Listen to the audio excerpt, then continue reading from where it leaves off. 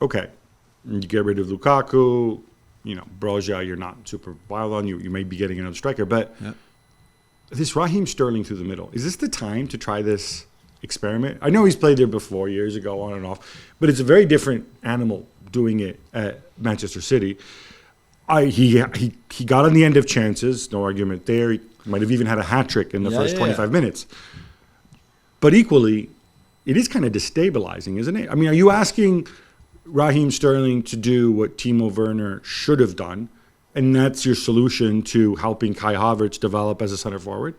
Is this the thinking? And if so, why? I mean, we criticized him before, didn't we, to put that front two of Havertz and Sterling because we didn't think it was working. I thought it was interesting to see that Havertz moved a little bit more on the left-hand side, and I think there was more freedom for Sterling as a lone centre forward, if you want, because I think he can then run into the channels. He's got more freedom. There's not always someone next to him that he needs to be careful. Okay, if he drops, I go. If I drop, he has to go. That kind of stuff. If you play Sterling on his own up front, play him on his own. Don't play Havertz with him. But then I don't think Havertz's position is on the left-hand side either, even if he can come inside.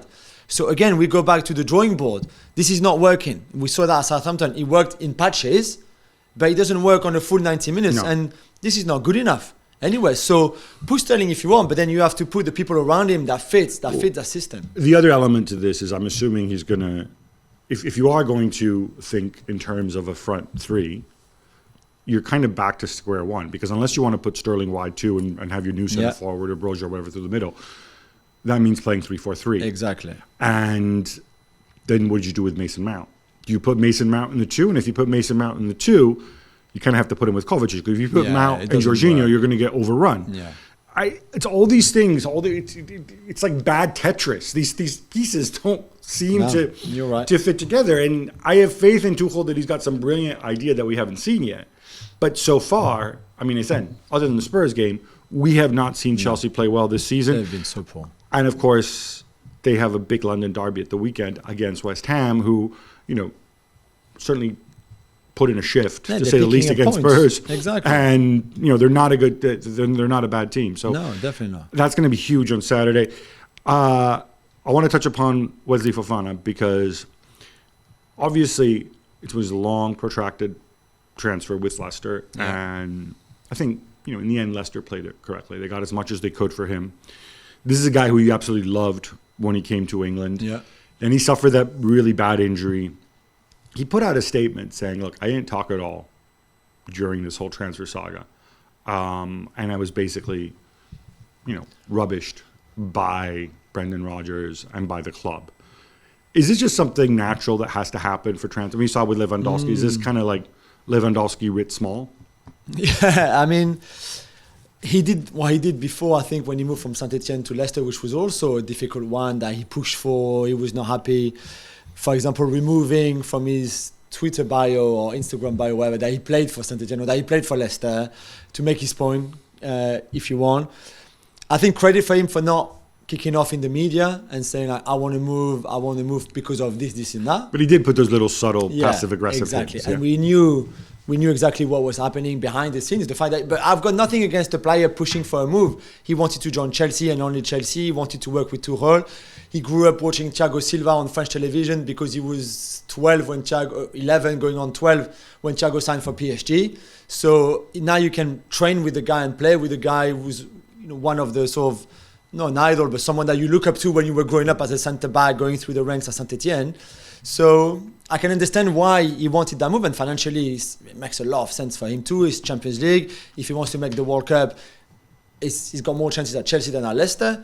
So I can understand that. So I respect that in a way. I don't know if the statement is a bit too much maybe after. Just don't say anything. You got the move you wanted. He was very grateful to Leicester and to Brendan Rodgers, and they've helped him massively. And look at where he is now compared to the kid he was when he arrived. But I don't think really that the statement was necessary. I'm trying to imagine. I mean, do we agree that, and Tuchel's difficult to predict, but the thinking is back three, right? No, it has to now. I mean, he can play in the back too, but that means, I guess when you rotate and Thiago Back Silva two cannot play. means Fofana, Koulibaly, and Thiago, because Thiago Silva. But we Thiago assume cannot is play good. every 3 days No. anyway. And he's played a lot. He's played already, yeah, far more And of than- course, you got West Ham this weekend and Champions League next week. Exactly. I wouldn't be surprised if Thiago Silva takes a breather this weekend. Yeah, because me too. You don't want to. But And Fofana is ready to play. okay, so on those days when Thiago Silva takes a breather, is the back three Fofana, Koulibaly, and Marco Correa? Yeah, or Chalobah or Azpilicueta if you want. But there's a No, point I don't want. No. Let me be very clear. Nothing against Azpilicueta. But you're right, you don't want him there. Neither do I. I want him to play as little as he needs to. He's valuable to the club. He's important. But at this stage of his career, and it's the same thing, frankly, for me with Cucurella. You know, not a bad player, a good player. He can be useful, kind of a tweener. Brighton had a very specific system that he excelled in. Yeah. Sure, he can run down. You know, he's not bad, so he can run down the wing. But surely these aren't. If Azpilicueta and Cucurella are starting the majority of games, something's gone wrong at Chelsea. Definitely. Right? Definitely. And do we think Chile's back and on the left-hand side? And I think so, but maybe he prefer Cucurella right now. And I've got nothing. If he sees at training that Cucurella is better than Chilwell, then he starts Cucurella. I've got no problem.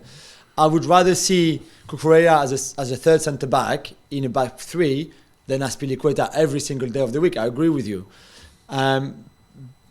But yeah, it's a guess. Right now, I think it's impossible to predict what Thomas Tuchel is going to do at the weekend, for example, and what formation he's going to go for, and who's going to start, because of the injuries, of course, but also because I think he doesn't even know himself. Because I think this is all under construction where it should not really be. Because the four players that you signed, who, as we've been saying, are outstanding signings, should fit in right into what you wanted to do and what you've been doing. And yet it's changing and twisting and tweaking all the times, which doesn't make any sense. Thanks so much for watching ESPN on YouTube. And for more sports highlights and analysis, be sure to download the ESPN app. And for premium content and live streaming, subscribe to ESPN Plus.